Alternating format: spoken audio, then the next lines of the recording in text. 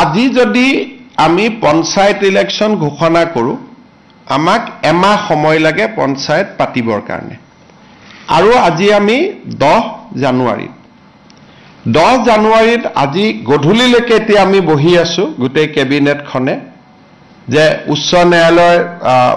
যিগৰাকী ন্যায়াধীশ মহামান্য তেখেতে কোৰ্টত আজি ঘোষণা কৰিছিলে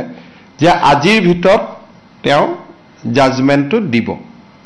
কিন্তু এতিয়ালৈকে আমি বহি আছো জাজমেন্টটো অহা নাই গোটেই কেবিনেটখনে ইনফেক্ট 3 ঘণ্টা সময় আমি বহি আছিলো যে জাজমেন্টটো আহিব অলপ পিছত আহিব এতিয়া আহিব এনেকৈ আমি অপেক্ষা কৰি আছো ইনফেক্ট দিনৰ 2টা বজাৰ পৰা আমি অপেক্ষা কৰি আছিলো সাধাৰণতে চৰকাৰসমূহে পঞ্চায়ত পাতিব নোখোজে যে আমি পঞ্চায়ত নাপাতো ইমান ইলেকশনত আমি ৰিস্ক নলওঁ বিশেষকৈ বিধানসভাৰ নিৰ্বাচনৰ আগে কোনো চৰকাৰে পঞ্চায়ত পাতিব নোখোজে আমি পঞ্চায়ত পাতিবৰ কাৰণে উদ্গ্ৰীৱ হৈ বহি আছো কিন্তু এই পৰ্যন্ত মই অলপ আগতে মহা অধিবক্তা দেৱজিৎ শইকীয়াক টেলিফোন কৰিছিলো তেওঁ কৈছে যে এই সময়লৈকে জাজমেন্টটো ডিক্টেশন হৈ আছে জাজমেন্ট অহা নাই বা যি ধৰণৰ কথা আজি যদি ৰাতি 12টাৰ আগতে আমি জাজমেন্টটো নাপাওঁ পজিটিভ বা নেগেটিভ যি নহওক তেতিয়াহলে আমি পঞ্চায়ত ইলেকশনটো একেবাৰে মেট্ৰিক বা হায়াৰ সেকেন্ডাৰী পৰীক্ষাৰ পিছলৈকে লৈ যাব লাগিব কাৰণ 14 ফেব্ৰুৱাৰীৰ পৰা মেট্ৰিক আৰু হায়াৰ সেকেন্ডাৰী আৰম্ভ হ'ব আৰু যদি এবাৰ ইলেকশন কৰিলে একমাহ সময় লাগে নটিফিকেশনৰ পৰা আৰু দুটা ফেজত কৰিলে আজি হল 10 তাৰিখ 10 ফেব্ৰুৱাৰীত এটা হ'ব পাৰে 12 ফেব্ৰুৱাৰীত এটা ইলেকশন হ'ব পাৰে কিন্তু আজি যদি ৰাতি 12টাৰ আগতে যদি হাইকোৰ্টৰ পৰা অৰ্ডাৰটো লাইন নাহে আৰু পিছৰ 10 দিনো হাইকোৰ্ট বন্ধ আছে গতিকে তাৰ পৰিপ্ৰেক্ষিতত মই ভাবো যে পঞ্চায়ত ইলেকশন পতাটো অসম্ভৱ হৈ পৰিব কাৰণ মেট্ৰিক আৰু হাই সেকেন্ডাৰী পৰীক্ষাৰ মাজত পঞ্চায়ত ইলেকশন পাতিব পৰা নাযাব গতিকে যি সকলে মোক সুধি আছে যে পঞ্চায়ত ইলেকশন কেতিয়া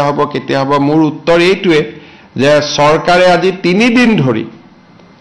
আৰু কেছ বিলাক হৈছে অকল এটা কৰিমগঞ্জ জিলাৰ 19খন পঞ্চায়ত লৈ বাকি অসমখন ইয়াৰ লগত জড়িতই নাই কৰিমগঞ্জ জিলাৰ 19খন পঞ্চায়ত লাগিলে কৰিমগঞ্জ জিলাত ইলেকশন নাপাতিলেও হৈ গলহেতেন বাকি জায়গাখিনিত ইলেকশন পাতিব আমি অনুমতিটো পালে আমি ইলেকশন পাতি দিলোহেতেন এই 12টা বজালৈকে আমি অপেক্ষা কৰিম কিন্তু আজি যদি ৰাতি 12টা বজাৰ ভিতৰত যদি নাহে গৈ হাইকোৰ্টৰ পৰা তেতিয়াহলে মই ভাবো যে মেট্ৰিক আৰু হায়াৰ সেকেন্ডাৰী পৰীক্ষাৰ আগত ইলেকশন হোৱাটো অসম্ভৱ হৈ পৰিব আৰু এই ইলেকশনো পিছুৱাবৰ কাৰণে কোনে লাগি আছে কংগ্ৰেছ দলৰ কৰিমগঞ্জ দলৰ প্ৰাৰ্থী হাফিজ ৰফিজ আহমেদ চৌধুৰীয়ে গোটেই কেছটো কৰি আছে আৰু তাৰ পৰা বুজা যায় যে গোটেই পঞ্চায়ত ইলেকশন খেলিবৰ বাবে হাফিজ ৰফিজ চৌধুৰী আৰু তেওঁৰ সংগীসকলে সাহস কৰিব পৰা নাই আৰু সেই কাৰণে কেছটো কৰি পেলাই পঞ্চায়তটো পিছুৱাই আছে নিয়মমতে পঞ্চায়ত পাতিব লাগে যে চৰকাৰক বিপদত পেলাও পঞ্চায়ত পাতি দিও কিন্তু ইয়াত উলুটা হৈছে যে বিৰোধী পক্ষৰ একাংশই কাৰণ হাফিজ ৰফিজ চৌধুৰী কংগ্ৰেছ দলৰ অফিচিয়েল ক্যান্ডিডেট হয় আৰু আন যিগৰাকী অধিবক্তা তেওঁ কংগ্ৰেছ দলৰ দিনতে সলিচিটৰ জেনেৰেল হৈছিল দিল্লীত গতিকে দুইজন অধিবক্তাই আজিও তেওঁলোকে আৰ্গুমেন্ট 3 দিন আগত শেষ হল আজিও 2 ঘণ্টা আৰ্গুমেন্ট কৰিছে গতিকে কিহৰ কাৰণে তেওঁলোক পঞ্চায়তৰ কাৰণে সাজু হ'ব পৰা নাই মই নাজানো কিন্তু তৃণমূলত গণতন্ত্ৰ বচাবৰ বাবে এবাৰ আমি বহুত কৰিছিলো পাৰ্টি লেছ কৰি দিছিলো যে কোনো পাৰ্টিৰ হ'ব নালাগে যাতে অৱসৰপ্ৰাপ্ত শিক্ষক অৱসৰপ্ৰাপ্ত ডক্টৰ সকলোৱে যাতে ইলেকশন খেলিব পাৰে ভাল পৰিবেশ হয় পঞ্চায়তৰ পৰা দুৰ্নীতি নোহোৱা হয় কিন্তু যি নহওক আমিতো হাইকোৰ্টৰ ওপৰত মাতিব নোৱাৰো গতিকে ৰাতি 12টালৈকে অপেক্ষা কৰিম আৰু 12টাৰ আগত যদি জাজমেন্ট পাওঁ হ'ব নহলে আৰু এটো মেট্ৰিক হায়াৰ সেকেন্ডাৰী পিছলৈকে পিছুৱাই যাব তাৰ পিছতো বানপানী আহিব বা বানপানী থাকিব কি পৰিবেশ হয় আৰু এতিয়াই ক'ব পৰা নাযাব আজি যদি 12টালৈকে মই ইলেকশন কমিশনকো ৰিকুৱেষ্ট কৰিছো যে আপুনি বহি থাকক আমিও বহি আছো কাৰণ পুলিচৰ পৰা ক্লিয়াৰেন্স লাগিব কোনটো ফেজত কিমান ডিপ্লয়মেন্ট হ'ব ডিজিপিও বহি আছে চিফ সেক্ৰেটাৰীও বহি আছে আমিও বহি আছিলোঁ যদি 12টাৰ আগত ৰায়দান হয় আমিতো কৰি দিম কাৰণ যিজন ন্যায়াধীশ মহা অধিবক্তাই কোৱা মতে তেওঁ কোৰ্টত কৈ গ'ল যে মই চেম্বাৰত গৈ জাজমেণ্টটো লিখি জাজমেণ্টটো দিম কিন্তু এতিয়াতো 8:45 হ'ল জাজমেণ্টটো আমি হাতত পোৱা নাই যদি 12টাৰ আগত জাজমেণ্ট হয় তেতিয়ালে হ'ব যদি 12টাৰ আগত জাজমেণ্ট নহয় উচ্চ ন্যায়ালয়ৰ বিপক্ষেতো আৰু আমি যাব নোৱাৰো গতিকে তাৰ পিছত যদি জাজমেণ্ট ভাল বেয়া হয় তাৰ পিছত এপিল কৰা